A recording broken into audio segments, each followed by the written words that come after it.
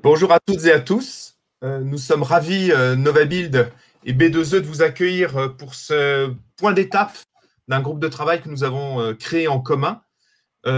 Et sans plus attendre, je vais donner la parole à Hervé Denis, président de B2E, qui va à la fois présenter B2E, mais surtout nous raconter pourquoi est-ce que nous avons créé ce groupe de travail et puis peut-être nous donner envie sur ce qui va se passer ce matin. Hervé.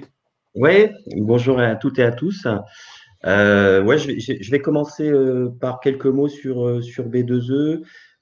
Vous présenter peut-être ce que c'est déjà rapidement. Donc B2E, c'est une association qui a été créée en 2004, qui est le pôle régional de la transition énergétique et environnementale en Bretagne, qui rayonne sur les 5 départements bretons, y compris la Loire-Atlantique. C'est un centre de ressources et c'est un réseau de facilitateurs pour le soutien de certaines filières. C'est 11 groupes de travail, notamment le groupe de travail bâtiment bas carbone et numérique, dont on parlera juste après. C'est environ 140 membres. Ce sont des membres qui sont majoritairement des éco-activités, des sociétés éco-responsables, mais pas que. Depuis 3 ans, les statuts ont changé et donc on a des collectivités, le monde de l'enseignement aussi qui nous a rejoints et d'autres acteurs. Donc, ce qui fait que depuis maintenant 2 ans, on a le soutien de la région et de l'ADEME et ça commence à s'étoffer de plus en plus avec des animateurs qui sont maintenant de plus en plus nombreux au sein de B2E. Maintenant, ce qui nous amène aujourd'hui, c'est ce groupe de travail qui a été constitué donc en partenariat avec Novabuild et B2E il y a un peu plus d'1 an maintenant, et qui est parti du constat qu'avec la RE 2020 qui arrive, le nouveau DPE, le dispositif éco-énergie tertiaire qui se déploie, il y a un élément qui est informatique et numérique surtout, qui est maintenant en relation très forte avec le bâtiment, c'est le BIM, la 6e dimension, et qui doit se structurer, fixer, concevoir et suivre des indicateurs environnementaux, de la programmation à l'exploitation des bâtiments et infrastructures. Donc, ce groupe de travail qui collabore depuis près d'1 an maintenant a pour objectif d'élaborer un guide de bonnes pratiques. C'est le point de départ d'une méthodologie et qui est étoffé progressivement, collectivement. Pour cela, le groupe de travail définit des besoins des différents acteurs et compile des ressources documentaires disponibles. Donc, pour faire simple et pour faire vite, ce que vous allez voir ce matin, c'est un retour de tous ces acteurs qui travaillent dans ce groupe de travail et qui vont vous présenter des expériences concrètes. Voilà, j'en dis pas plus. Merci beaucoup, Hervé. Effectivement, c'est quelque chose d'un peu particulier parce que c'est ce qu'on appelle un work in progress. Ils ont beaucoup travaillé, mais on n'a pas fini et il y a encore beaucoup de travail à partager. Et donc, en fait, on lance aussi cette rencontre pour ouvrir le partage. Et on a la chance avec nous d'avoir Amel Tebessi, qui est administratrice de Novabuild. Un petit mot pour Novabuild et faire ce mot d'accueil. Je crois que tu fais la conclusion tout à l'heure. Oui, tout à fait. Bienvenue à toutes et tous.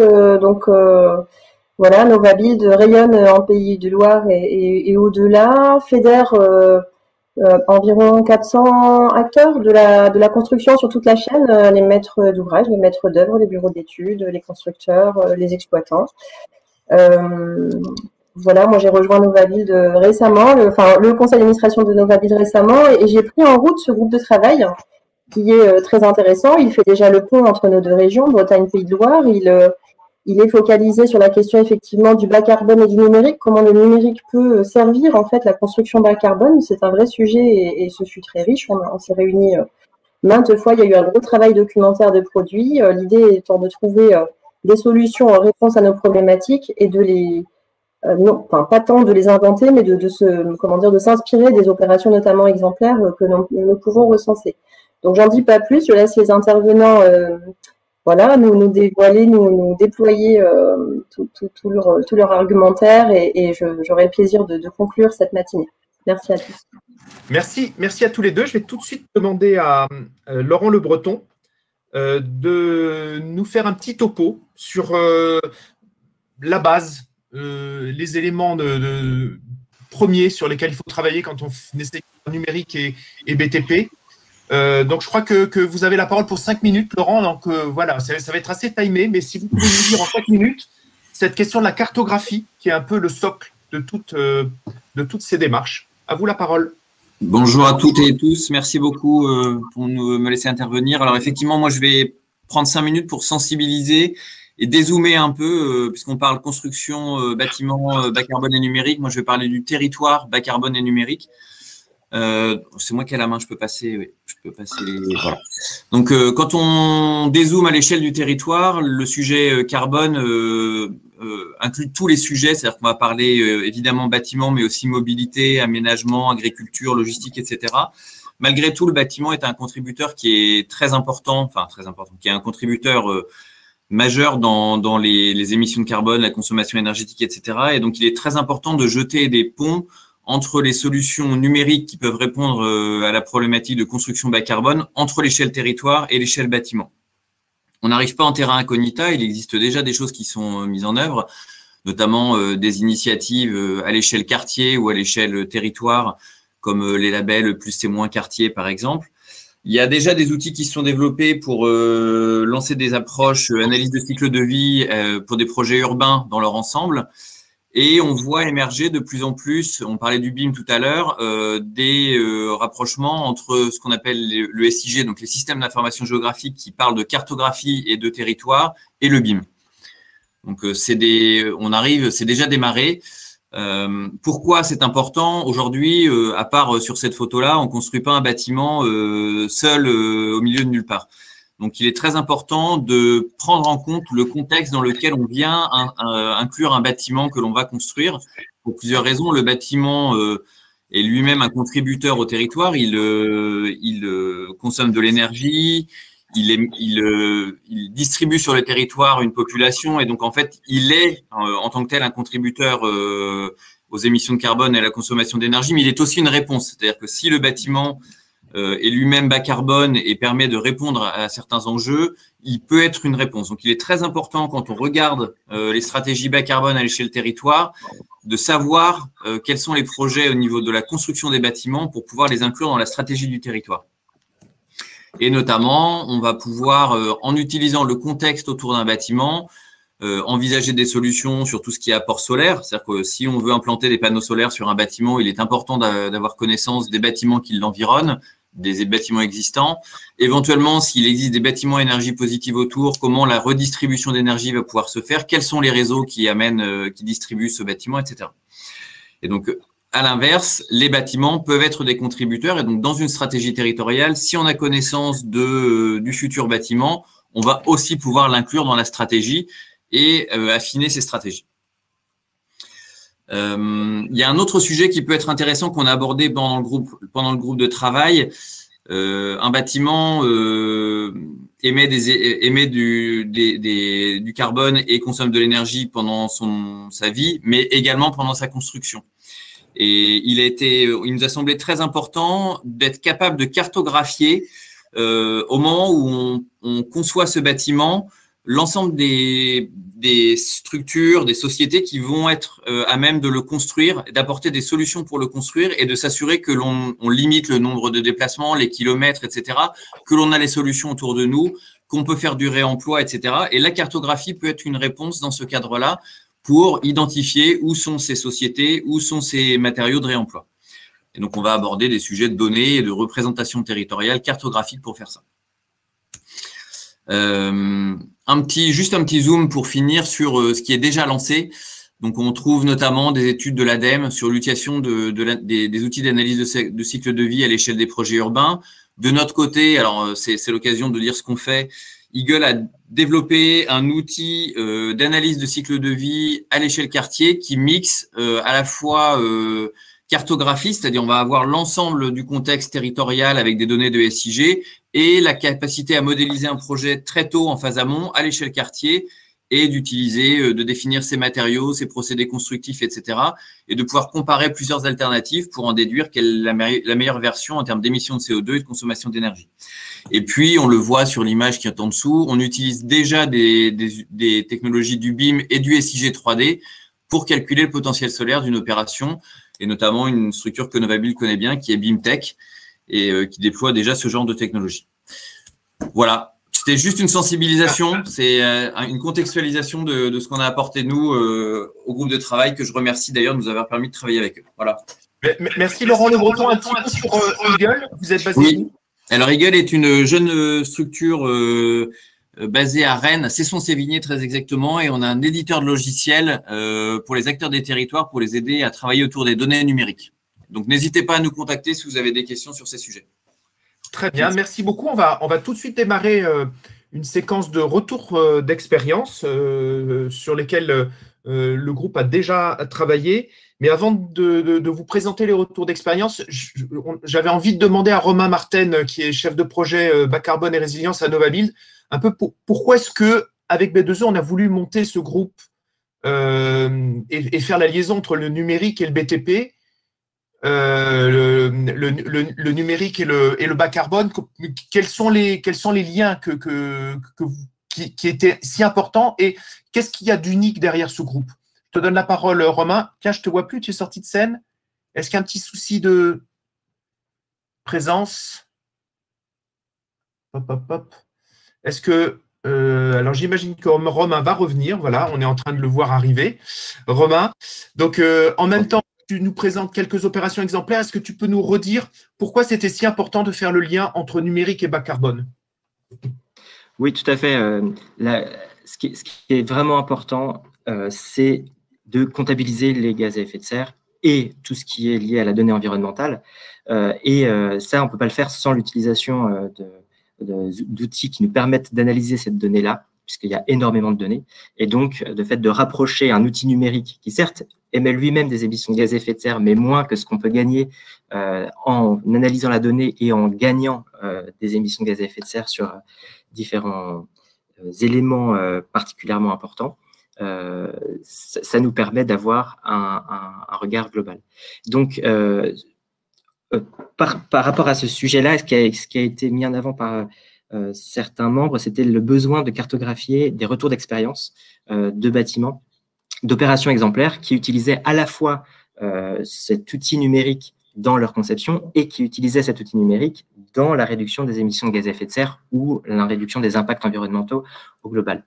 C'est un travail qui a été mené par Marie Milin et Arnaud Lecam, avec l'aide de Laurent Le Breton également et Mathieu Guillanton. Donc, tout un travail de recensement des différentes bases existantes a été fait pour ensuite aller chercher dans ces bases les différents bâtiments. Donc là, je ne vous les détaille pas. De toute façon, les présentations seront disponibles à l'issue du webinaire, donc vous pourrez aller chercher dans ces différentes bases qui sont extrêmement intéressantes les unes des autres, mais après, ça crée une diversité et c'est peut-être aussi ça que montre cette recherche, c'est qu'il y a énormément de données disponibles, mais il n'y a pas de centralisation et c'est ce qu'on essaye de faire dans ce guide des bonnes pratiques, de centraliser l'information. En ce qui concerne les données, les bâtiments qui ont été recensés, et je dis bien recensés, on n'a pas encore pu les évaluer vraiment sur leur caractère pertinent d'un point de vue numérique et bas carbone, sachant que ce n'est pas toujours facile de savoir dans quelle mesure c'est pertinent ou pas. Donc voilà, vous avez une carte de France ici avec certains sujets repérés, le lien vers les différents descriptif est mis sur le diaporama. Donc, encore une fois, je vous invite à aller le voir après cette présentation. Voilà, et je passe la main pour ce retour d'expérience.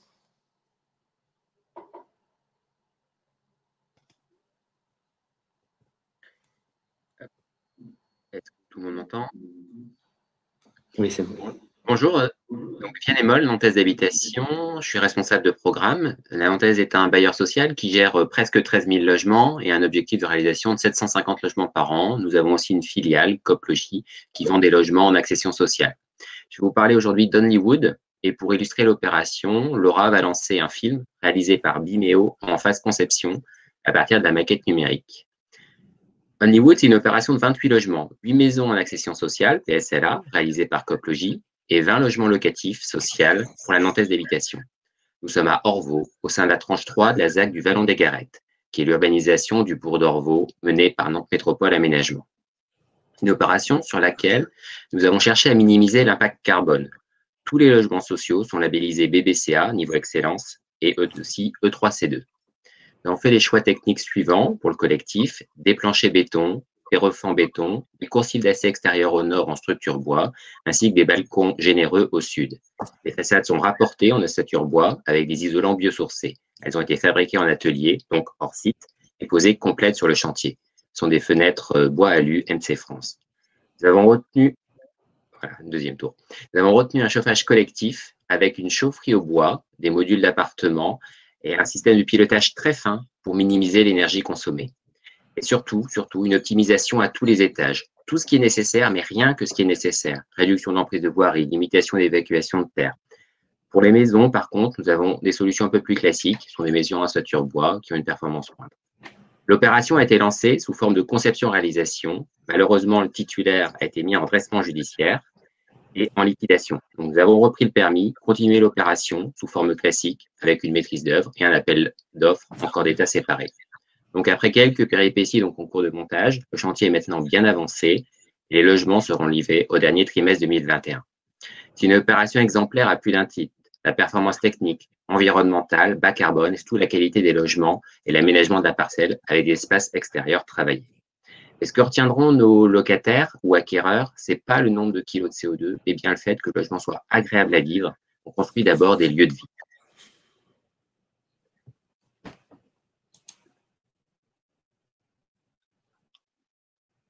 Monsieur Legrand. Oui. Mais comme vous lisiez un texte, je ne savais pas trop quand est-ce qu'il allait prendre fin. Sur la partie numérique, comment est-ce que vous y êtes pris et à quel moment vous avez fait appel aux outils numériques sur ce projet-là? Les outils numériques. Alors, en fait, ce n'est pas la maîtrise d'ouvrage. La maîtrise d'ouvrage n'avait pas d'imposition sur ce sujet.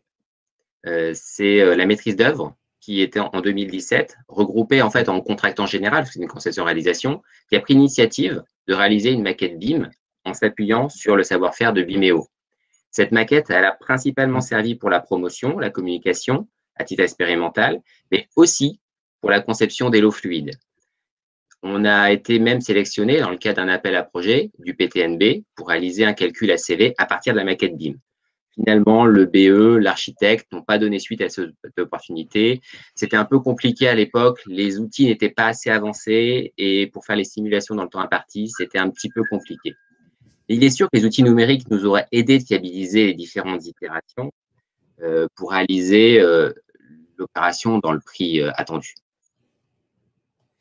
Et vous, demain, enfin, est-ce que à partir de cette expérience-là, vous avez essayé de réutiliser le numérique sur d'autres ouvrages que vous avez lancés? Non, pour l'instant, on s'y est pas encore attelé. On est en train de travailler effectivement sur on est sur la réflexion du BIM, mais on veut partir non pas des travaux, mais plutôt de la gestion, parce que nous sommes un bailleur social. Donc, le premier travail du bailleur social, c'est de gérer des logements. Donc, on est plutôt reparti des équipes de gestion pour savoir quels étaient leurs besoins, parce que quand vous faites un travail donc en BIM travaux, ce n'est pas du tout les mêmes données que les BIM gestion. Et donc, en fait, il faut nettoyer la base de données à la fin et reconstruire, l'épurer et importer d'autres données. Donc, c'est un travail pour l'instant qu'on n'a pas fait parce que notre cahier des charges de gestion aujourd'hui n'est pas établi et c'est ce qu'on commence à faire. Et cette question qui est abordée par le groupe de travail d'utiliser le numérique assez en amont pour pouvoir notamment faciliter l'analyse de cycle de vie, est-ce que c'est quelque chose à laquelle vous êtes sensible ou vous dites que ça ferait gagner du temps demain, notamment dans une démarche E+C- généralisée dans la RE 2020?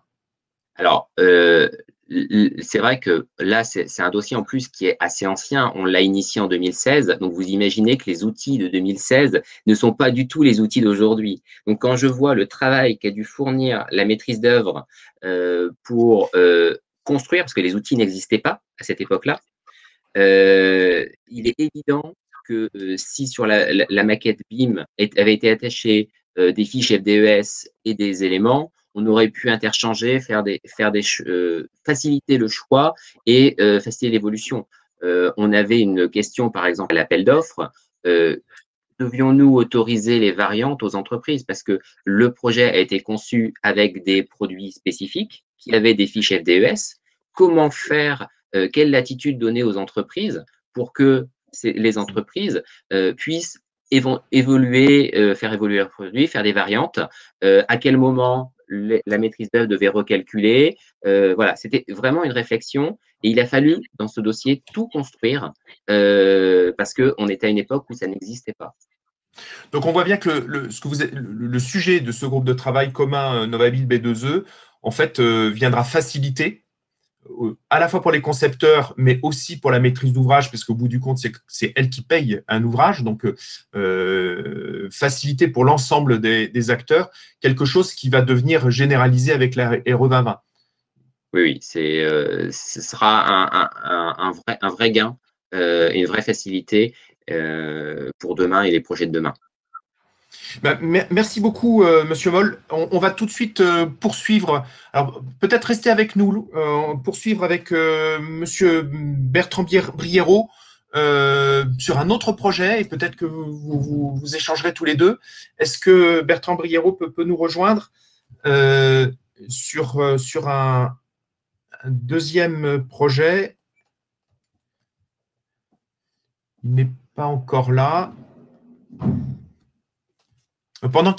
Voilà, il arrive. Voilà. Bonjour Bertrand Briero. Est-ce que vous pouvez nous présenter succinctement déjà pour qu'on comprenne le projet qui vous a été demandé de présenter là aujourd'hui? Oui, alors je suis basé au nord du Morbihan, nord-ouest, à Moron. Donc j'ai une entreprise de charpente, couverture, menuiserie. Je fais de la construction bois depuis 2004 et c'est à l'occasion de la construction de mon siège, dont on peut donc parler, que j'ai réalisé en 2019, où j'ai construit un bâtiment que j'ai voulu démonstratif et exemplaire. Mais vous a intégré déjà la démarche bas carbone dans votre entreprise depuis un moment? C'est une sensibilité que vous avez déjà? Oui, tout à fait. Alors déjà, en tant que charpentier bois, on a le matériau de structure qui est le bois, donc qui est évidemment intéressant au niveau de la construction bas carbone, mais pas que pour la structure, aussi pour le recouvrant, l'enveloppant, puisqu'on utilise du bardage, on privilégie le bardage bois, et puis aussi pour l'isolant, puisqu'on privilégie la laine de bois et la ouate de cellulose. Alors, aussi pour des raisons techniques, puisque ce sont enfin, on va peut-être pas s'étaler là-dessus, mais des matériaux qui fonctionnent bien avec le bois, qui forment un bon couple. Et parmi ces deux matériaux-là, je préfère la ouate de cellulose parce qu'on peut la trouver en local. Et ce qui est intéressant par rapport au circuit court de nos matériaux, qui est un sujet qui va devenir de plus en plus d'actualité. Et les difficultés que vous avez connues sur votre programme de construction de bâtiments alors, ce bâtiment donc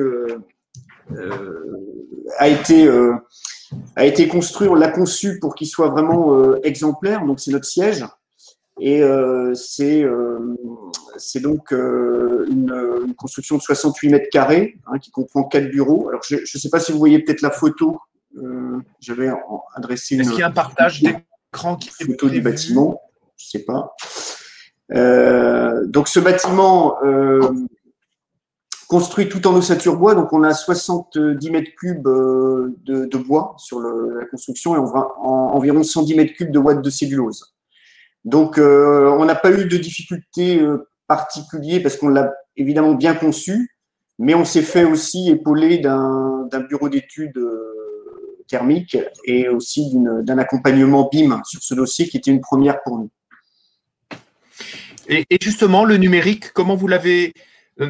Est-ce que dans un premier temps, vous avez pensé que c'était plus une utilité? Vous en avez vu l'utilité immédiate ou est-ce que c'était plus une question de principe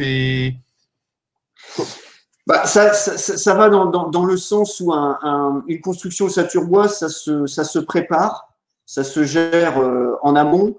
Donc, le BIM, c'est un peu l'aboutissement. Je pense que ce progrès là qui existe, cette façon de procéder, c'est une concrétisation de tout ce que l'on attend dans la construction pour une préparation efficace de chantier. Donc, alors c'est vrai que nous, on savait réaliser des maquettes 3D. On utilise déjà pour notre conception de charpente les outils numériques, mais il y a un pas important pour passer au BIM. Et donc, il a fallu là être épaulé, en l'occurrence du BET Fluiditech. Et ça a été aussi un travail collaboratif. Moi, j'ai l'habitude de travailler avec les mêmes sous-traitants sur la partie, notamment la partie importante qui était la ventilation.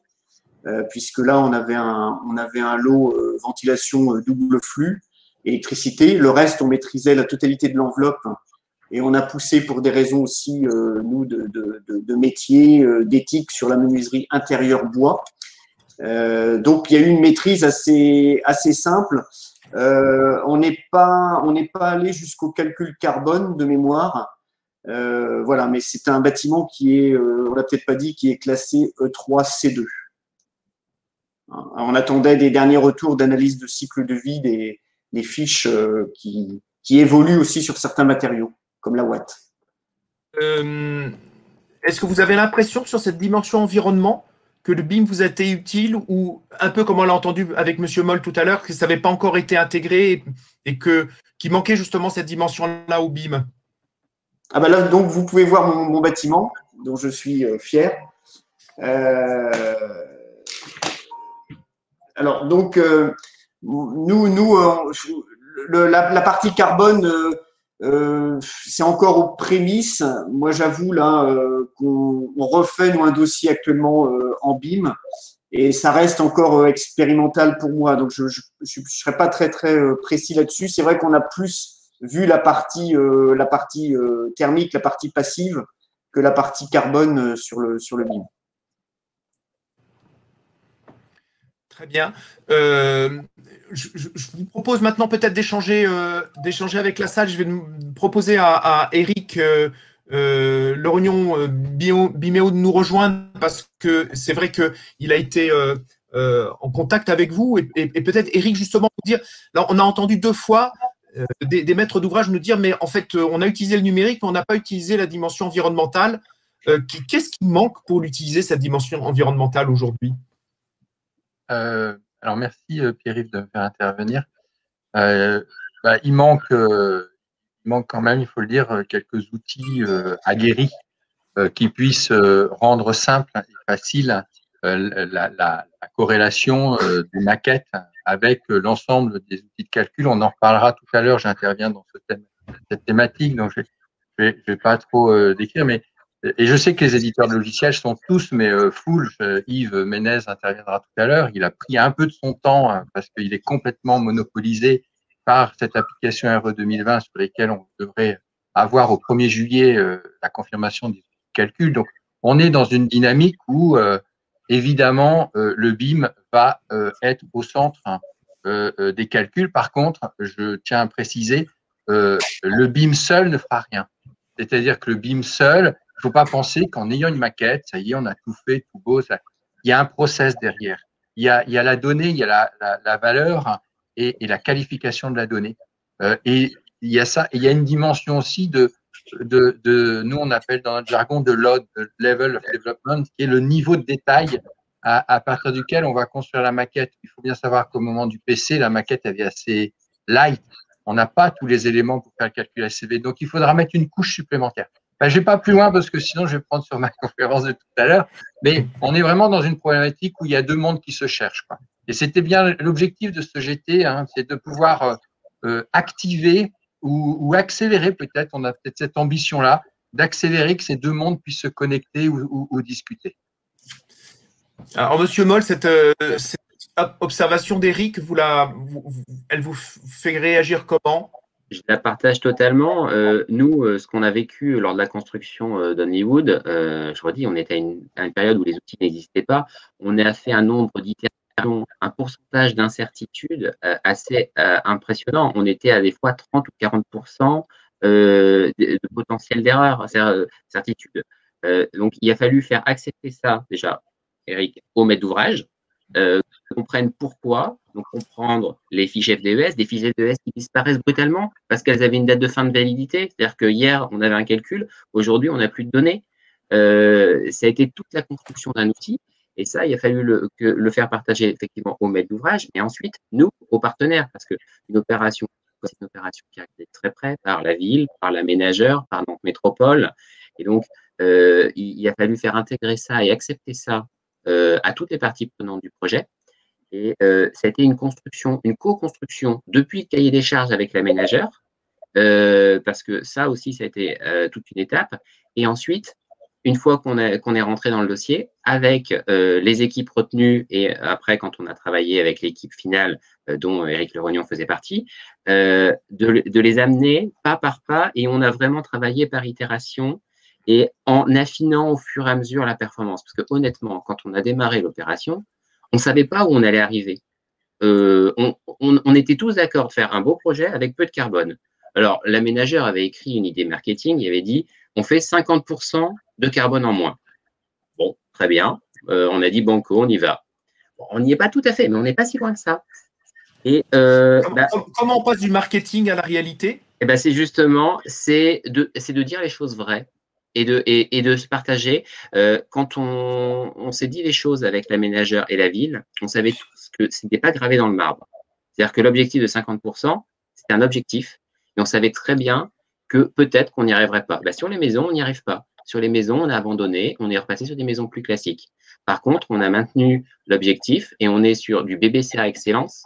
BBCA Excellence, moi, je ne connais pas d'autres dossiers en France. Alors, il y en a peut-être d'autres, mais je en connais dans le tertiaire.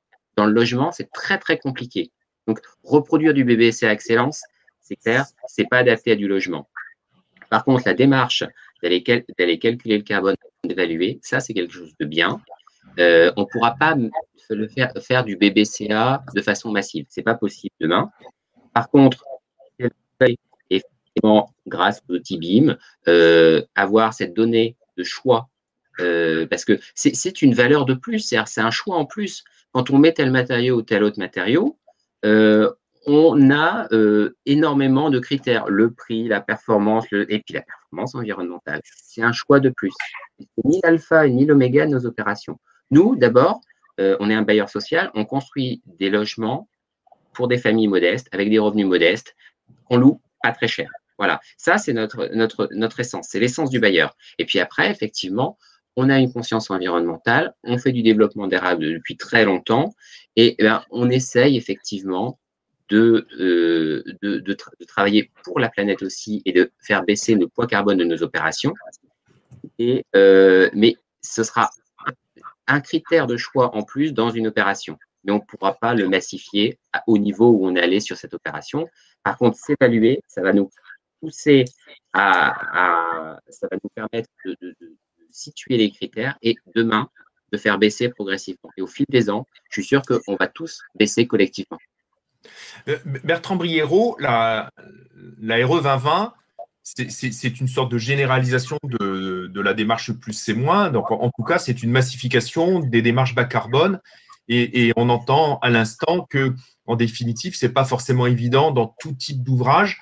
Est-ce que la dimension développement durable du BIM peut permettre d'arriver à cette massification? Vous pensez qu'on peut arriver à faire en sorte que tous les ouvrages aient ce regard BIM et qu'on ait une démarche et ce regard bas carbone et qu'on ait une démarche bas carbone généralisée à partir de votre propre expérience?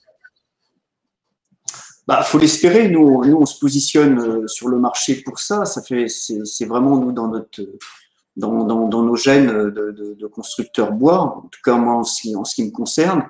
Aujourd'hui, on a une crise importante de la matière. C'est l'actualité. C'est conjoncturel, mais peut-être aussi structurel. Donc, il va falloir avoir aussi des réflexes et qui vont se rejoindre, à mon avis, avec cette exigence bas carbone dans l'emploi des matériaux locaux, dans le fait de consommer. Moi, je réfléchis aujourd'hui à construire en bois avec le moins de bois possible, en fin de compte, et en isolant le mieux possible et en utilisant ces matériaux qui nous permettent d'être très efficients au niveau bas carbone. Mais je reprends ce que disait Monsieur Moll, c'est que évidemment il faut aussi que les fiches FDES, il faut aussi que l'administration, d'une façon générale, soit aussi en phase avec ce développement des matériaux qui nous permettent de consommer moins de matière. Les FDES, c'est nous aussi, hein. C'est pas simplement l'administration, c'est les industriels qui les fabriquent et qui les déposent. Donc, ce que j'entends, c'est que vous relancez un appel et vous avez tout à fait raison. Je crois que HQE a relancé une campagne de FDES rapide à établir. On sait bien que plus la maille sera fine sur la FDES, je sais pas, je parle par exemple en menuiserie industrielle, une menuiserie un peu spécifique qui fait par exemple du bois alu. Il est plus intéressant d'avoir un FDES qui nous est propre si on est industriel que de prendre le FDES global de toute la profession parce que à ce moment-là, les calculs sont défavorables. Donc, on invite vraiment tout le monde à accélérer cette disposition. Mais je vous remercie tous les trois, Eric, Monsieur Moll et Monsieur Briero. On te retrouve tout à l'heure, Eric, hein, et on va poursuivre le débat maintenant sur un autre sujet qui est aussi important que la démarche bas carbone, qui est le sujet de l'économie circulaire. Et donc, Eric Alodi de Cycléa est avec nous. Vous avez la parole pour une dizaine de minutes avec Nicolas Loéac qui va venir nous rejoindre dans quelques minutes pour nous raconter cette liaison entre le numérique et l'économie circulaire. À vous la parole. Oui, merci Pierre-Yves. Bonjour à toutes et à tous. Et je pense que ça serait bien d'inviter là Nicolas. Comme ça, il pourra aussi être… parce qu'on va co-intervenir en réalité. Parfait, mais il arrive. Et puis, ça va le faire venir. Okay. Très bien. Donc, oui, vous allez voir qu'il n'y a pas que l'économie circulaire, évidemment, inclut la dimension bas carbone. Et j'ai des difficultés. Alors, pour le passer la slide, vous avez les petites flèches sur le côté avec la souris. Vous arrivez à retrouver la petite flèche. Ça marche. C'est bon? C'est bon. Donc, pour se présenter rapidement, donc Cycléa, c'est un pure player de l'économie circulaire depuis 2007. Donc, on fait de l'économie circulaire avant que le nom ait existé. On a introduit le Cradle to Cradle en France et on a beaucoup accompagné la Bretagne et la région Bretagne justement sur ce dispositif d'économie circulaire depuis pendant de nombreuses années. On est originalement des consultants, mais en fait, on s'est rendu compte en 2016 qu'on ne pouvait plus en fait avancer si justement on ne digitalisait pas les choses. Le bâtiment a beaucoup de retard, on manque beaucoup de données, donc c'était important de pouvoir le faire. Et donc, en 2016, on a mis toute notre R&D en fait, qui était considérable dans ce logiciel qui s'appelle MyEpsycléa, qui est un logiciel de gestion circulaire des ressources pour les bâtiments, mais aussi pour les territoires, et qui aujourd'hui en fait accompagne environ 500 000 mètres carrés de bâtiments en France, puis également en fait en Espagne ou ailleurs au Benelux. C'est basé en fait, je vais vous expliquer tout ça en fait aussi sur le fait qu'on a de la data, notamment la data au niveau des produits. Quelqu'un disait tout à l'heure en fait tout dépend des choix des matériaux, c'est évident. Que ce soit le carbone gris, enfin l'empreinte carbone de production ou même l'empreinte énergétique de production d'un produit, selon le choix du produit que l'on va faire, on va avoir un impact sur le carbone, sur l'émission carbone, on va avoir un impact en fait sur le potentiel de cyclabilité, de réemploi du produit, s'il est monté de manière à être désinstallé facilement ou pas. Et du coup, on aura un emploi, un impact en fait sur ses prochaines vies. Donc, quand on pense carbone, c'est important qu'on pense non seulement en fait empreinte de production, évidemment usage, mais aussi en fait ce qui se passe après. Et les FDES aujourd'hui ne savent pas répondre à ça, puisque quand vous regardez l'empreinte carbone fin de vie, qui déjà n'est pas dans une optique circulaire, où la notion de fin de vie n'existe pas, on n'a en fait pas de scénario. Or, il y a tout un tas de scénarios multiples avec des émissions de carbone très différentes selon que on enfouisse, on incinère, on upcycle, on réemploie, etc. Donc, tout ça pour vous dire, je sais pas, Nicolas, tu es connecté là, apparemment, Nicolas Loéac a quelques soucis pour nous rejoindre, mais ce sera son collègue Mathieu Guillanton qui est en train de se préparer. Donc, d'accord, bah donc je les laisserai. Il arrive. Ok, je les laisserai en fait se présenter donc du coup tout à l'heure. Donc, ce que je voulais vous montrer en fait, c'est que c'est ça qui est important, c'est de se dire aujourd'hui le bâtiment, c'est 35% des matières premières qui sont consommées, c'est donc 26% au niveau d'émissions carbone en usage, plus 7% en matière de carbone gris, donc l'empreinte de carbone de production liée à la fabrication des produits. Et c'est une source, en gros, beaucoup de déchets et de grosses dépenses, en fait, pour les propriétaires. Et dans une approche linéaire, qui est encore très majoritaire, en fait, les ressources du bâtiment deviennent des déchets et, en fait, sont source de coûts pour les propriétaires. L'économie circulaire, c'est ça. C'est, en fait, faire en sorte qu'on gère les ressources à travers ce qu'on appelle maintenant métier de ressources manager. Comme quand vous entretenez votre véhicule pour qu'en fin d'usage, en fait, il y a une valeur Argus. Là, c'est pareil, on gère les ressources, des ressources caractérisées. Donc, on fait des choix conscients de ressources, en fait, et de matériaux pour faire les meilleurs choix possibles pour le carbone, mais aussi pour le potentiel de circularité qui suivra derrière. Ouais. Je ne sais pas pourquoi il y a une… Il y a un écho, oui. Ouais, soudainement, je ne sais pas. Donc, je ne sais pas si c'est Mathieu ou pas, je ne sais pas. Donc l'idée, c'est que finalement, ces ressources usagées, parce qu'elles ont été bien gérées, bien sélectionnées dès la conception, soient en exploitation, en fait, source de revenus plutôt que de déchets. Donc ça, c'est vraiment le modèle. En fait, il n'y aura pas d'économie circulaire s'il n'y a pas de digitalisation et s'il n'y a pas de modèle économique, en fait, positif.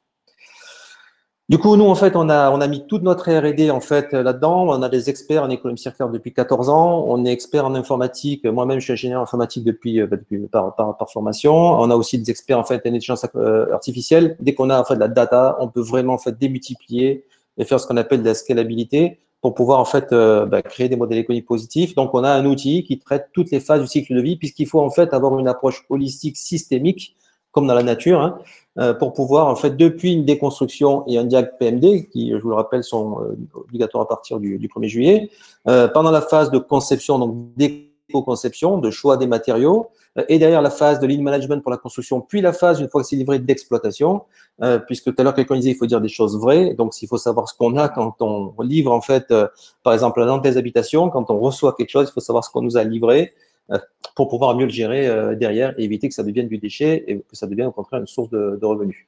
Oui. Donc l'idée c'est ça, c'est de dire quand on construit un bâtiment dans lequel on a éventuellement inclus ce qui est résultat d'un diag PMD, en fait on va construire des bâtiments comme des banques de matériaux, c'est-à-dire que ce bâtiment littéralement c'est une banque dans lequel les matériaux, s'ils sont bien en fait utilisés, sont bien gérés, pour être source de revenus. Comme on a la data, je vous montrerai comment on peut faire des calculs d'indicateurs en termes d'empreinte carbone, en termes de degré d'entoxicité, en termes de degré de circularité, taux de réemploi et même de valeur économique résiduelle. Et grâce à un ressource manager, donc quelqu'un, c'est un nouveau métier, comme on a des facility managers, parce que des besoins auront été aussi recensés et caractérisés, on saura en fait ce que mon gisement usagé peut devenir parce qu'il y a des gens qui auront exprimé des besoins. Nous, on a des bibliothèques de besoins qui sont mises à disposition, qui sont remplies par des fabricants ou des maîtres d'ouvrage qui ont des besoins, ce qui permet de faire du réemploi. Ou quand on parle de matières premières secondaires, donc c'est ce qui permet aussi de faire de l'upcyclage, du recyclage pour créer de nouveaux produits. Hein. Donc, on a l'occasion de travailler, de créer des matériaux terre à partir de terre excavée, de refaire des moquettes à partir de moquettes.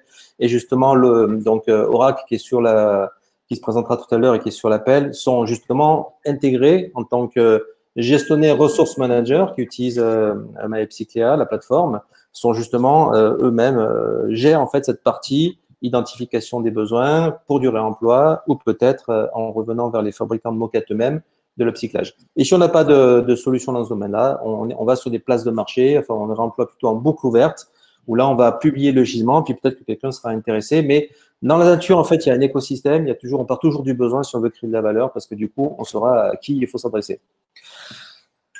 Ce qui est important, c'est que quand on veut en fait digitaliser, faire de l'économie circulaire ou du calcul carbone, la première chose, en fait, il faut caractériser en fait les gisements, de quoi on parle.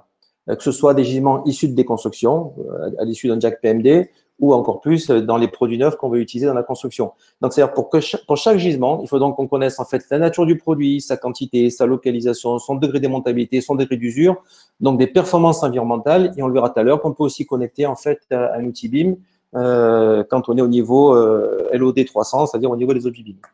Donc, pour ça, ce qu'il nous a fallu en fait en 2016, la première chose qu'il a fallu faire en fait, c'est créer une nomenclature universelle. C'est-à-dire qu'il n'y a pas de nomenclature universelle, il y a des nomenclatures partielles sur les plastiques, sur les métaux, etc. Donc, on a dû créer une nomenclature universelle. Ça trouve bien, en fait, on est expert depuis longtemps dans ce domaine-là. Il y a 4000 termes aujourd'hui qui permettent aux gens de décrire la composition de leurs produits, d'accord, de manière harmonisée. Et on utilise aussi cette notion de passeport circulaire, qui est un petit peu la fiche d'identité d'un produit, dans lequel on va trouver la composition, qui s'appuie évidemment sur cette nomenclature, mais également en fait donc la part de recyclé, la part de biosourcé, les prochaines vies, donc s'il y a des éléments toxiques ou pas dedans, et puis au niveau du processus de production, l'impact donc énergétique, l'impact carbone, l'impact sur l'eau, l'impact social. Donc c'est là où on va trouver par produit l'ensemble des informations, la performance environnementale du produit, qui permettent ensuite d'être associés dans notre plateforme et en conjonction également avec le BIM pour faire des calculs et pour faire en fait des bâtiments en économie circulaire. Il vous reste 4-5 minutes. Je continue. Ces informations, en fait, vous allez les trouver dans un portail qui s'appelle psyclea.cloud. Donc, vous pouvez vous ouvrir un compte en ligne. Les fabricants reçoivent des comptes gratuits et c'est eux qui vont eux-mêmes déclarer leur passeport, qui vont décrire en fait leurs produits. Nous, on fait des vérifications de qualité et on délivre des petits pictogrammes en fait sur la base des preuves qu'ils nous donnent en fait pour dire ben oui effectivement ce qui est dit est vrai. Et pictogrammes de couleur permettent de dire en fait si c'était vérifié par une tierce personne ou si c'est autodéclaratif en termes de non-toxicité, de circularité, d'empreinte carbone, etc., etc. Ça inclut évidemment les données INIES, ça inclut aussi les données Démoclès pour la partie de ce qu'on appelle les passeports génériques qui sont utilisés en fait pour faire du DIAC PMD. Donc là, je vais juste montrer en fait un exemple de ce qu'on fait par exemple avec Domo France qui fait partie du groupe Action Logement en fait comme la Nantaise Habitation. Donc aujourd'hui, tout ce qu'on est en train en fait, là ça se passe sur Bordeaux Métropole, de démonter, de diagnostiquer en fait avec du DIAC PMD et digitaliser et permet du coup donc d'être intégré sous forme de gisement caractérisé pour chacun des produits. Et donc tout ça est digitalisé, ce qui permet ensuite donc à des gens qui vont peut-être vouloir faire du réemploi de pouvoir consulter avec des recherches avancées en matière de carto et en matière d'état d'usure, d'état de démontabilité. Est-ce que lors du diagnostic c'était vu comme étant réemployable, réutilisable ou recyclable, etc. par le diagnostiqueur. Donc toutes ces informations-là sont bien accessible et ça permet littéralement en fait aux maîtres d'ouvrage ou ses partenaires de consulter un catalogue et de déclarer des besoins par rapport à ça. Et ensuite, on utilisera les écosystèmes, les fonctions d'écosystème qui vont permettre d'associer à des besoins exprimés les gisements qui avaient été recensés à travers les transformateurs locaux intermédiaires qui peuvent être nécessaires pour déposer, stocker, massifier, transporter, transformer chimiquement, transformer mécaniquement. Et ensuite, on calcule automatiquement au niveau de l'empreinte carbone, de CO2 évité, de déchets évités et du bilan économique donc le résultat de ces opérations-là. Voilà. Quand on parle de la partie conception, c'est des choses qu'on fait avec de nombreuses foncières, nombreux promoteurs et puis des gens comme Accor par exemple. C'est là aussi, c'est de construire vraiment les bâtiments comme des banques de matériaux. Ça veut dire, et ça a été exprimé précédemment quand on parle du bois, avoir des bâtiments qui sont les plus démontables pour déposer plus facilement les ressources usagées, avec des produits caractérisés issus du réemploi, et c'est dans leur passeport circulaire, ou des produits neufs. Des produits, si possible, qui sont déjà cradle to cradle, puisque c'est des produits qui sont conçus en économie circulaire ou qui sont en fait équivalents. On les retrouve du coup dans le portail psyclea.cloud, de manière à livrer donc au propriétaire une banque digitale des matériaux dans lequel avec laquelle il pourra faire une exploitation. Oui. En construction, on peut, aujourd'hui, ça existe, il y avait une question qui était posée, comment connecter, je crois même que c'était vous, Pierre-Yves, comment connecter l'environnement et le BIM. Ben, ça existe aujourd'hui, hein, c'est-à-dire que chaque passeport circulaire, en fait, a un identifiant unique. Cet identifiant unique, en fait, on l'associe à un objet BIM de la maquette BIM, que ce soit du Revit, que ce soit du WISCAD, que ce soit du TwinOps.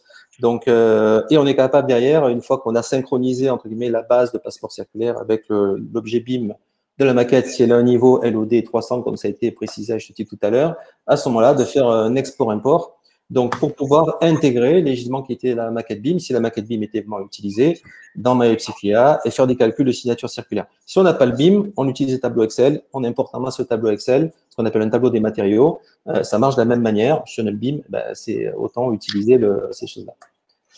Vous avez épuisé votre temps de parole. On a 15 minutes parce qu'on fait ça avec Nicolas. Donc je vais, moi, dans mon déroulé, j'avais 10 minutes. Depuis, les choses ont évolué. En fait, on a fusionné les présentations. Mais j'aimerais bien entendre votre collègue. Je vais lui donner la main. Donc, les signatures circulaires, en fait, vont permettre de calculer du coup automatiquement en appuyant sur un bouton, et ça va donc beaucoup aider en fait les gens qui gèrent les moquettes en fait avec la solution d'Oracle. L'empreinte carbone de mon bâtiment, de mon patrimoine, par agrégation des gisements, le taux d'antoxicité global, taux de degré de circularité, degré de réemploi, et la valeur économique résiduelle, en fait, pour le réemploi, pour le recyclage, en fait, qui est possible. Et comment c'est possible, ces choses-là? Grâce aux formules et grâce également, donc, au fait qu'on va, et là, je vais laisser la main, en fait, à Mathieu, dont je crois qui parle à la place de Nicolas, le fait, justement, de pouvoir créer des écosystèmes qui vont permettre, parce que des besoins sont identifiés, aller chercher, grâce à l'IA, des gisements qui se correspondent et les transformateurs intermédiaires qui vont permettre de transformer la qualité, le gisement dans la qualité attendue par le marché, donc celui par le besoin, et de calculer automatiquement là aussi donc les CO2 évités, les déchets évités, et puis le bilan économique en fait qui résultat. Et là donc Mathieu, si tu veux bien en fait. Alors Mathieu, vous avez très peu de temps parce qu'il y avait vraiment que 10 minutes d'intervention. Hein, non, il y avait 10 et 5. Il y avait 10 et 5. Non. Si. Non, il n'y avait pas de 5. C'était 5 et 5. Donc, si vous non. J'ai lu sous les yeux. Je suis désolé, monsieur. Vous verrez avec Laura. C'est l'animation, mais ce n'est pas comme ça que ça se passe. Donc, Mathieu, vous avez vraiment la parole pour quelques secondes. On ne vous entend pas. Mathieu, il faut que tu ouvrir votre micro. Voilà, pour quelques secondes. Vous m'entendez? Absolument. D'accord. Alors, ça va être très bref. Hein. Effectivement, alors Orac, nous, on est spécialisé dans la maintenance et l'entretien des sols textiles, donc pour faire clair, l'entretien des moquettes, nettoyage en profondeur. Et on constatait que il y avait un énorme gaspillage en fait, puisque entre les durées de vie annoncées et la réalité, c'était pas le cas. D'une part, il y a un manque de maintenance flagrant, mais encore faut-il pouvoir le signaler. Et donc, le fait de recourir à un logiciel comme Upcyclea, on peut donner aux propriétaires ou aux locataires plein d'informations. Déjà, en détail, la surface, le modèle de moquette, son état de vétusté. Et ensuite, à partir de ce gisement de matière, savoir quoi en faire. Si c'est un propriétaire, il peut être appelé soit à le redéployer sur un autre site, soit à le revendre tout simplement pour un second emploi, ou tout simplement être restitué ou rendu ou retourné aux fabricants pour être recyclé. Et ainsi de suite. Donc, on a l'ambition d'être vraiment opérationnel tout en utilisant la donnée numérique, parce que c'est ce qui nous manquait jusqu'à présent, de pouvoir mettre en évidence auprès des clients ce genre d'informations, de pouvoir les collecter. Et nous, on intervient de façon régulière, donc on peut alimenter et avoir un suivi du produit, en fait. Voilà le message que j'ai à faire passer. Merci beaucoup et merci pour la concision de votre propos. Eh bien, on va poursuivre tout de suite sur un autre sujet. Après cette question de l'économie circulaire, on va passer à l'Aéro 2020. Et je vais demander à Pauline Després de Fluiditech de venir nous rejoindre avec Yves Ménez de CIP. Vous aurez tous les deux 5 minutes. Ça fait 5 plus 5, ça fait 10. Donc, si vous voulez bien nous rejoindre tout de suite sur scène. Et donc, à bientôt pour Upcyclea et Mathieu Guillanton. Després, Yves Ménez. Bonjour. Et puis Éric Lorognon est venu les rejoindre également. Donc, la question, c'est est-ce que le numérique, avec l'Aéro 2020, va nous permettre de mettre en œuvre et appliquer cette Aéro 2020 dans de bonnes conditions? Alors, je ne sais pas, je crois que c'est Pauline qui commence. Oui, tout à fait. Bonjour à tous. Pauline Després du bureau d'études de Fluiditech. Je serai accompagnée d'Éric. Moi, je vais introduire les travaux à propos de la RE 2020, parce que le groupe de travail numérique s'est penché sur la RE 2020. Vous savez tous que la grande nouveauté par rapport à la RT 2012, c'est le calcul de l'analyse de cycle de vie. Donc, je vais faire un bref rappel du calcul des émissions de CO2 d'un bâtiment. Donc, il s'agit de faire l'inventaire des produits de construction et des systèmes d'un bâtiment et on va comptabiliser toutes les émissions de CO2 sur une durée de 50 ans. Donc, pour chaque élément, on associe des quantités. Ça peut être des mètres cubes de béton, des kilos d'acier, des mètres carrés de bardage. On associe ces quantités à une donnée environnementale, donc les fameuses fiches FDES dont tout le monde parle, et aussi les fiches PEP pour les systèmes. Ces fiches, elles sont issues des données des fabricants qui ont ensuite été vérifiées, ou alors c'est des données par défaut fournies par l'État. Et on associe cette donnée environnementale à un facteur de renouvellement. On prend en compte en fait la durée de vie d'un produit. Par exemple, typiquement, un revêtement de sol qui aurait une durée de vie de 10 ans, ça veut dire que sur 50 ans, il va être renouvelé 5 fois. Ça veut dire qu'on va comptabiliser 5 fois ses émissions de CO2. Et donc, on fait la somme de tout ça pour obtenir les impacts climatiques CO2 d'un bâtiment. Et on voit bien que du coup, c'est un calcul qui représente 3 grandes variables.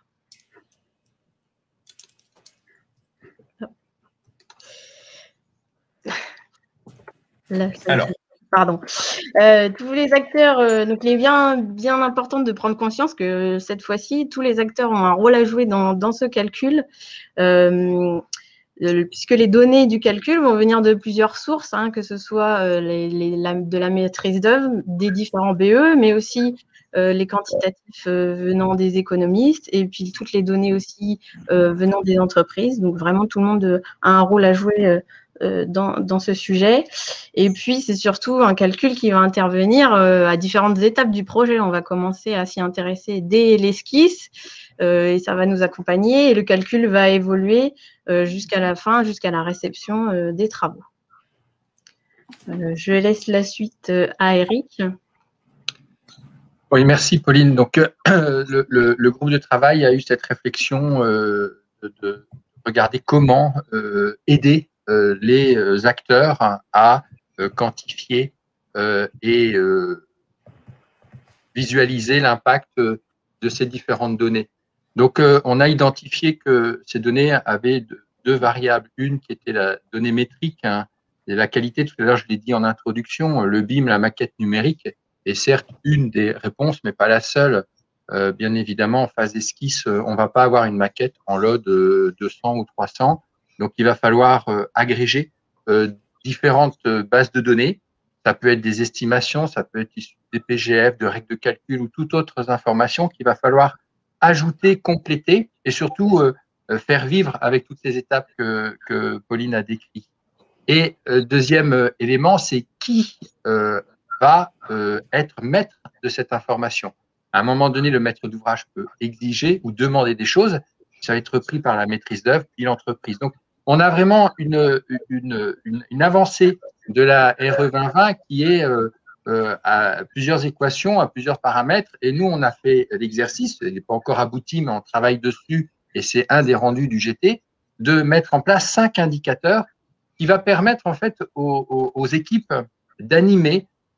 Pour certains connaissent la route de Meung ou le PDCA dans l'industrie, ben une démarche qui va permettre avec ces indicateurs de visualiser à chaque étape l'état d'avancement par rapport aux objectifs et s'auto-corriger en permanence en fonction de cette variabilité, que ce soit l'origine de la donnée d'un point de vue numérique ou l'origine d'un point de vue de l'acteur. Je ne vais pas prendre plus de temps parce que sinon on rentrerait dans des choses très très techniques, mais je vous invite vraiment à la fin de ce webinaire, vous verrez, je vais faire une conclusion et je vous invite à rejoindre le GT ou à suivre ce GT parce qu'il va y avoir avec certains éditeurs de logiciels des travaux qui vont apporter une partie de ces solutions. Je vais laisser justement un éditeur local prendre la parole et apporter sa vision autour du numérique et du bâti carbone. Donc Yves, je te laisse la main pour apporter ton savoir. Oh, merci. Bonjour Eric, bonjour à tous, bonjour Pauline. Oui, alors donc nous, CIP, on est éditeur de logiciels. Alors c'est vrai que CIP France, l'équipe que je dirige est basée à Rennes, mais effectivement on représente un éditeur de logiciels plutôt à dimension européenne et internationale qui est CIP Software, basé en Espagne. Alors je dirais que nous, on est un éditeur de logiciels qui travaille avec des utilisateurs qui sont, on va avoir des bureaux d'études essentiellement, et là sur cette partie-là, on va parler de thermique et d'environnement. On a d'autres disciplines telles que l'acoustique, la structure, etc. Mais on va se parler de ce domaine-là, l'énergétique et l'environnement. Et nos utilisateurs, on va dire qu'on compte bien entendu quelques bureaux d'études de Ligue 1, on va dire, mais après, on a énormément d'acteurs Ligue 2 en national, en régional, dans les territoires, enfin des bureaux d'études qui sont locaux. Et c'est finalement demain, l'Aéro 2020, c'est la massification de cet effort de calcul environnemental par cette contrainte réglementaire.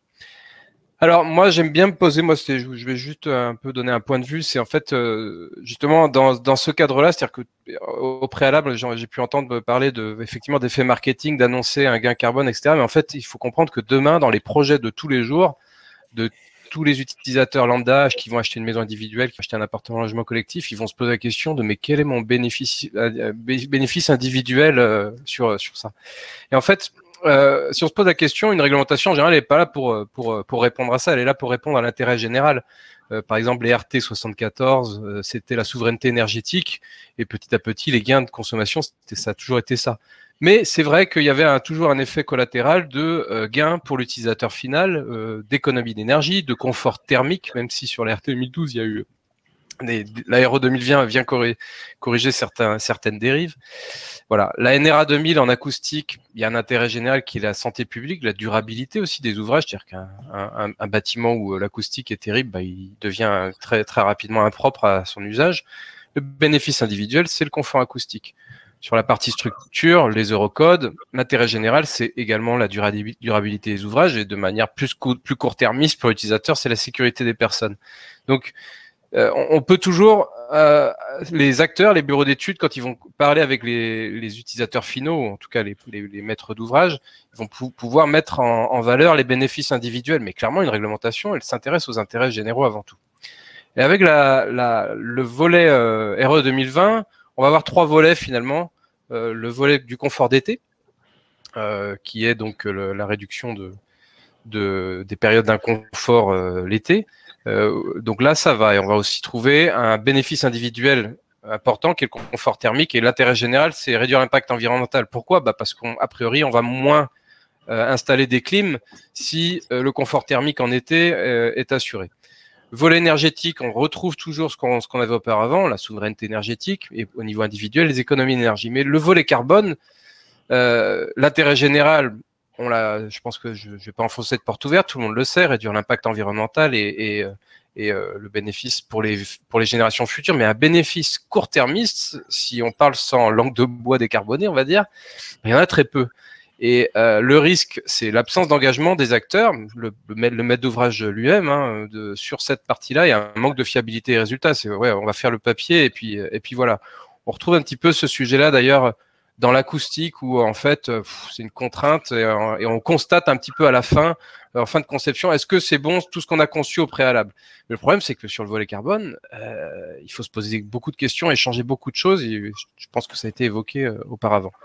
Alors il y a une opportunité avec le numérique en général et le BIM plus particulièrement, c'est que en France, il a été choisi. Moi, je discute pas cette notion-là, qu'il y a une absence de réglementation BIM. Il y a une incitation.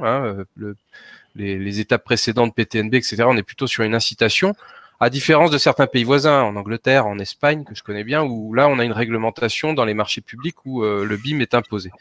Mais en France, on a plutôt pris le parti pris de l'incitation. Et moi, je l'analyse comme ça, c'est qu'effectivement, l'intérêt général n'est pas totalement confirmé de travailler en BIM. Quel est l'intérêt général que le bâtiment d'à côté, il était fait en BIM pour moi ? Il n'y en a pas vraiment. Par contre, pourquoi il s'impose la méthode de travail BIM ? Pourquoi elle s'impose sur les marchés, mais pas que dans les gros projets, ça se démocratise dans même les petits projets, c'est qu'il y a des bénéfices individuels pour l'architecte, pour l'équipe de conception, pour le maître d'ouvrage, pour les utilisateurs finaux qui sont très importants et c'est un vivier énorme. Maîtrise des quantités, des coûts, la maintenance facilitée à la fin, oui, la liste peut être très très longue. Donc en fait, il y a déjà un point de vue intéressant, c'est que BIM et carbone, il y a moyen d'être sur les territoires pour les bureaux d'études, de dire moi de toute façon je travaille avec la maquette numérique, je capitalise là-dessus et je vous fais donc ces bénéfices individuels et associés à cet intérêt général. Donc voilà, c'était un petit point de vue que je voulais développer là-dessus. Il reste moins d'1 minute, Yves. 1 minute, ça ira très bien. Donc juste en face de ça, quels sont les apports possibles du BIM et du numérique par des éditeurs comme moi et d'autres? Productivité, ils existent déjà. C'est sur les gains de saisie, clairement, pour faire des études thermiques, on est plus productif pour faire une étude. Et là, clairement, c'est une étude qui est plutôt chronophage. Donc, il y a une promesse qui est à tenir, c'est la promesse de la productivité. Ah, attendez. Petite blague de la batterie. Fiabilité, on en a parlé avant. Pérennité, l'usage de format ouvert, c'est très important. Un IFC, dans 100 ans, on peut l'ouvrir. Donc, pérennité de la donnée. Traçabilité par l'historique de décision, parce qu'en fait, effectivement, de l'esquisse au DOE, il y a plein de décisions qui sont faites et c'est important de connaître qui a été l'auteur de tel ou tel historique. Et la réactivité. Donc, nous, et finalement d'autres éditeurs, on va retrouver en fait ce flux où en fait, un flux de travail OpenBeam de collaboration pour la RE 2020, ça va être de partir d'un modèle architectural, de compter sur un environnement commun de données, de potentiellement aller dans des logiciels spécialisés, peut-être d'économistes de la construction, de calcul de structure pour acquérir, optimiser certaines disciplines, là, le bois par exemple, dimensionner sa charpente de manière très optimisée pour en obtenir des quantités précises. Et ensuite, on va faire en 3 et 4 ce volet énergétique. Donc là, c'est ce qui se fait déjà actuellement sur l'RT 2012, à gauche, en orange, un calcul RE 2020 avec les outils du marché. Et la nouveauté, donc, c'est dans le calcul réglementaire, ce que feront les bureaux d'études, ce que fait déjà Fluiditech, c'est effectivement ce calcul d'impact environnemental. Et nous, on intègre à ce sujet-là le COMENV du CSTB, le moteur de calcul environnemental, et la base Ignies forcément. Et à la fin, sortir notre rapport. Mais ce qui est important d'identifier sur ce flux-là, c'est qu'on voit que c'est un flux qui est actualisable. C'est-à-dire que dans cette phase conception, il faut que très rapidement, l'architecte puisse dire « Ok, je change de type de fenêtre, je change de type d'isolant. Qu'est-ce que ça fait ?» Et donc, du coup, il faut que le CDE puisse gérer toute actualisation de tout acteur dans le projet avec, par exemple, à droite, c'est un exemple en fait d'historique où on voit des acteurs qui chacun ont redéposé leur maquette. Voilà. Et c'est un petit peu le point de vue que je voulais vous donner sur ça. Et ces outils-là seront très prochainement disponibles pour la RE 2020. Merci beaucoup, Yves. Et j'avais une première question pour vous. On a l'impression qu'il y a une sorte de mode avec le BIM, ce qui est assez inquiétant quand on imagine que le BIM était un outil qui devait transformer structurellement la profession. Et on a eu l'impression qu'il y a eu un effet de mode il y a 4-5 ans. Et puis, depuis 2 ans, on n'en entendait ou plus parler ou que en négatif. Et là, on vous entend, on se dit, tiens, la RE 2020, c'est peut-être l'occasion de remettre le BIM mais dans un usage concret, utile et plus sur le principe. C'est aussi votre impression, c'est que c'est le grand retour du BIM, mais là, cette fois-ci, pour de bon? Oui, c'est qu'il faut que le BIM donne une réponse pragmatique et productive à ce besoin. C'est-à-dire que le BIM ne doit surtout pas être une finalité. Il faut qu'il permette de faire parce que c'est une nouvelle étude, hein. On avait les études thermiques, acoustiques, etc. qui étaient déjà là. Et là, tout d'un coup, il faut en faire une de plus. Donc déjà, il y a des coûts d'études, plus le choix des matériaux associés. Donc il faut que le BIM réponde à cette promesse de productivité pour que ce qui peut paraître chronophage par une saisie manuelle classique soit beaucoup plus facilité, et puis que justement le fait que un choix, une conception a déjà été un peu figée, zut, dans ce cas, il faut tout refaire le projet. Il faut que ça, ce soit indolore en fait. Ouais, mais c'est pas grave, on change et et tout le monde actualise. Donc cette promesse-là, il faut qu'elle soit tenue. Sinon, on va être sur, c'est un peu le risque quand même telle qu'elle est présentée aujourd'hui, sur une RE 2020 où on sera là pour produire un papier. Bon, c'est un premier pas sur la partie environnementale, moi je dirais aujourd'hui, avec les objectifs qui sont fixés, mais voilà. Aujourd'hui, vous commencez à avoir des clients qui viennent vous voir en se disant la RE 2020, c'est vraisemblablement pour quelques mois, dans quelques mois. Est-ce qu'il y a des gens qui commencent à se dire comment est-ce qu'on fait pour y arriver et qui font appel à vous? Oui. Après, on est obligé de fermer la porte. Ils veulent tous l'outil logiciel RE 2020 le plus tôt possible parce qu'il y a un concurrent qui dit qu'il est déjà en train de faire des études RE 2020 alors que finalement c'est pas vrai, ça n'existe pas. Voilà. Donc, on a beaucoup de pression là-dessus et malheureusement on doit faire comme tout le monde, attendre que les textes soient publiés. On a quelques sujets avec la DHUP pour qu'ils nous fournissent les moteurs de calcul à jour, etc. Donc les outils sont pas prêts chez personne, mais ils sont sur le point de l'être. Et Eric, un peu la même question que Yves tout à l'heure. Est-ce que toi aussi, tu as vu cet effet de mode sur le BIM et revenir fortement? Alors, oui, complètement. Le BIM a eu ses heures de gloire il y a 4-5 ans par le PTNB qui a expérimenté, qui a donné envie. Et je pense que on en a fait, on l'a interprété comme quelque chose d'intellectuel, d'ingénieur bac+10, au lieu de l'interpréter comme un process et une méthode qui soit adapté à tous. D'ailleurs, c'est aujourd'hui le grand slogan, tout le monde se dit BIM pour tous. Et on le sent bien qu'aujourd'hui, d'ailleurs, dans nos communications, on ne pousse plus aussi fort le BIM, mais on pousse plutôt le digital ou le numérique, parce que c'est beaucoup plus large et ça donne du sens à toute personne, alors que le BIM, ça intellectualise. On l'a vu aussi, et je fais référence, je projette à la semaine prochaine, il y a le BIM World, et le BIM World est en train de créer le low carbone, donc un deuxième salon. Donc la semaine prochaine, c'est le BIM World et low carbone. On voit bien que le BIM est au service des métiers ou des technologies telles que l'acoustique, le disait Yves, etc. Donc, on est en train de passer le cap de l'intellectuel au pragmatique. Et Pauline Després, sur cet aspect-là, votre regard qui est plongé dans le quotidien de ces questions? En effet, on voit bien un retour et tant mieux parce que du coup, il va pouvoir nous accompagner, le BIM, pour appréhender cette nouvelle RE 2020 qui va chambouler un peu tout le monde. Et c'est plutôt une bonne nouvelle que le BIM soit de retour sur la scène et que tout le monde puisse à nouveau se le réapproprier. Merci à tous les deux, Pauline et Yves. Et puis, on va rester ensemble, Eric, pour la suite. Alors, si j'ai bien compris, le groupe de travail commun Novabuild et B2E réalise un guide des bonnes pratiques, mais il n'est pas encore complètement achevé. Vous avez une structure, puis surtout, si j'ai bien compris, on en a quand même vraiment besoin, parce qu'aujourd'hui, on ne sait pas encore bien faire cette connexion numérique et développement durable. Alors, est-ce que tu peux nous raconter quelles sont les prochaines étapes et quel appel tu lances aujourd'hui aux uns et aux autres?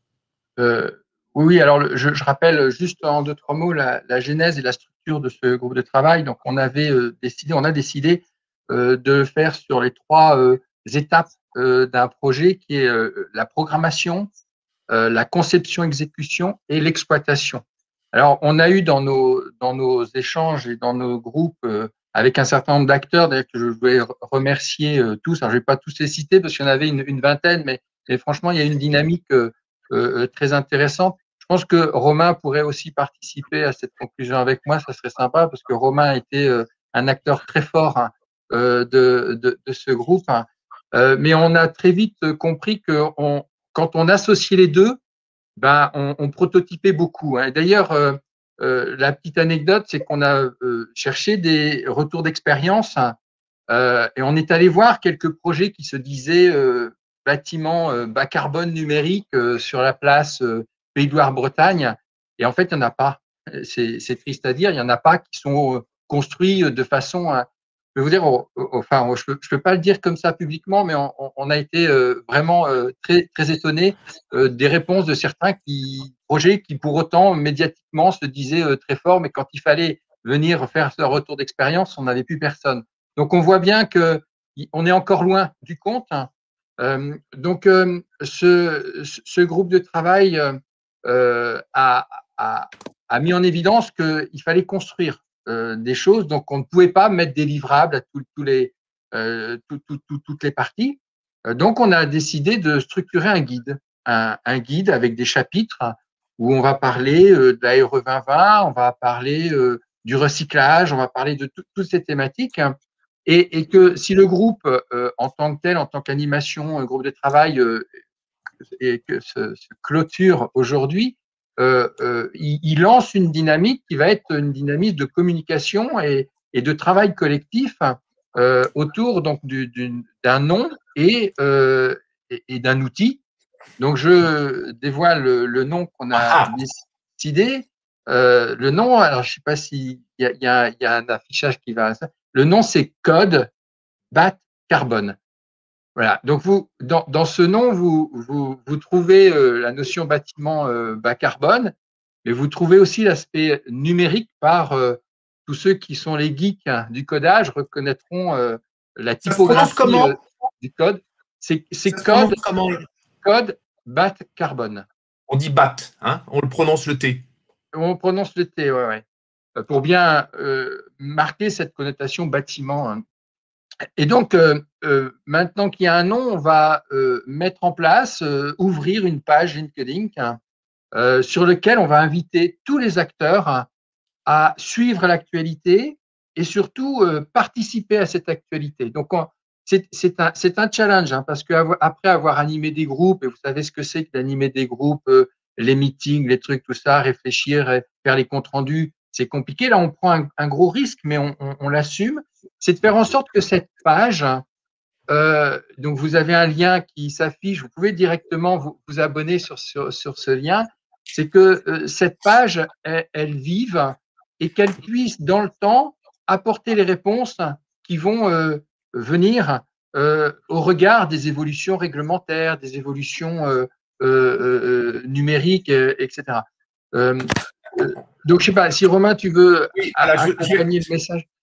Je voulais dire, donner la parole à Romain Marten et tout, en indiquant, Yves Ménez nous dit c'est BAT, donc si on est en train de jouer avec les mots. Mais Romain, on parle de guide des bonnes pratiques. Moi, je l'ai pas vu. En fait, à quoi il ressemble aujourd'hui et à quoi vous voudriez qu'il ressemble demain? Alors, pour l'instant, il est en cours de finalisation. C'est pour ça qu'on ne peut pas vous le présenter. Mais en fait, c'est une finalisation intermédiaire puisque, comme le disait Eric, on est arrivé à des pistes ouvertes sans pouvoir avoir des choses au bout. Et donc, cette page LinkedIn va permettre de continuer ce guide des bonnes pratiques grâce au retour de toutes les personnes intéressées de manière très large.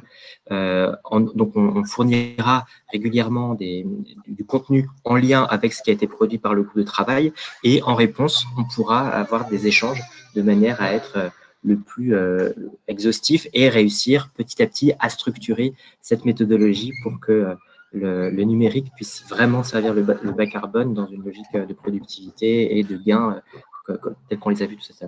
Donc, vous attendez, en fait, c'est plus qu'un échange, vous attendez des contributions des gens sur le LinkedIn. Donc, il y a une page LinkedIn qui a été ouverte. Vous attendez des contributions, mais elles vont ressembler à quoi, les contributions? C'est des gens qui vont tester. J'arrive pas encore bien à imaginer ce que vous attendez exactement.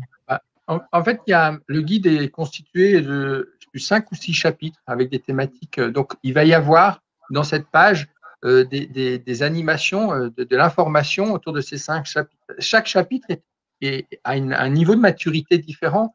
Donc, il y a des chapitres qui vont, il y a un chapitre retour d'expérience. Donc, on va inviter chaque… c'est la vie. On va inviter chaque personne qui va travailler et qui sait formaliser son retour d'expérience à venir nous partager sur la page. Après, on pourra peut-être faire les liens avec Construction 21, etc. Ou nous, je sais que sur le dossier sur lequel on travaille, RE 2020, donc je fais un appel à tous ceux qui voudraient faire de l'expérimentation sur leur programme, leur projet, qui sont des entreprises, à venir nous rejoindre, à venir me voir, parce qu'on est en recherche de sujets expérimentaux. Donc, pour les calculs RE 2020 qu'on va faire avec Yves, etc., on attend des gens qui puissent nous dire, nous, on est prêt à tester. Donc, c'est vraiment, c'est dans l'action qu'on veut être. C'est pas que une vitrine newsletter qui va partager. On veut vraiment de l'échange sur ces pages. Merci beaucoup à tous les deux. Vous avez dit ce que vous aviez à dire sur cette page. Je pense que maintenant, la suite, vous allez le mettre par écrit, justement, sur cette page LinkedIn. Elle sera visible en lien à partir de nos sites, B2E et de Novabuild. On en fera la promotion régulièrement. Et merci beaucoup aussi du temps que vous allez y consacrer, parce que c'est animer une page, donner envie, répondre, etc. C'est aussi du temps. On voit bien qu'il y a une contribution à la profession. On n'a pas prononcé le mot aujourd'hui, mais il y a un lien avec Building Smart France qui est établi dans le groupe de travail et qui sera aussi dans cette page-là. Donc, on fait le lien en permanence avec Building Smart France et et ils sont attentifs à nos travaux. J'avais la directrice il n'y a pas très longtemps qui nous disait qu'elle suivait avec attention les travaux que vous aviez élaborés parce qu'ils en ont besoin aussi. Donc, merci beaucoup à tous les deux. Puis, je vais demander à Hervé Denis et à Amel Tevesi de venir me rejoindre pour le mot de la fin. Le temps qu'ils arrivent. Alors, je crois que là, le lien a été mis par Hervé Denis. Ben voilà, il est là avec nous. Ouais, alors, je me suis permis. C'est très bien.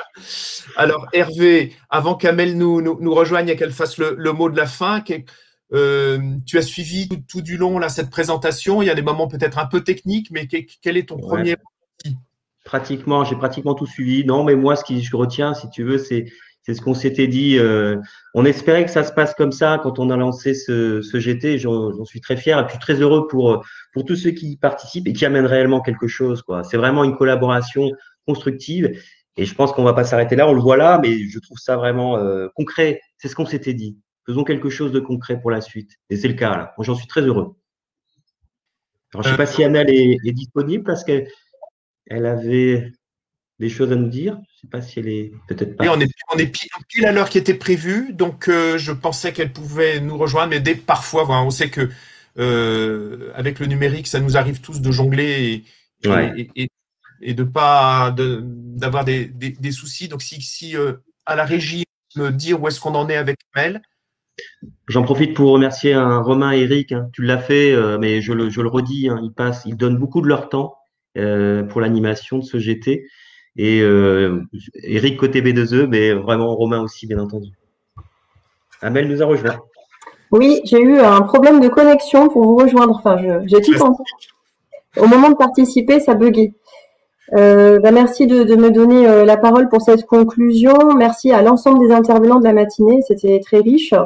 Merci à Eagle. Alors, ce qui était intéressant aussi, c'est d'avoir évidemment des intervenants des deux régions. Donc ça, c'était très intéressant. Ça démontre aussi ce rayonnement du groupe de travail qui a pu créer ce pont entre nos deux régions. Donc, Eagle a ses sons avec ce logiciel qui permet de recenser les données environnementales sur le territoire. Et donc, cette question de l'analyse des données, on voit bien que la place des outils est quand même importante sur la question, pas que, mais aussi. L'opération exemplaire de la Nantaise d'habitation, donc ce qui démontre aussi que c'est possible avec de la volonté et les ressources qu'il faut de mettre en place une opération exemplaire à Hollywood avec les ressources, même si on a compris qu'il y a eu des embûches tout le long de cette opération, mais tout de même, elle est sur le point d'être livrée, donc c'est très encourageant.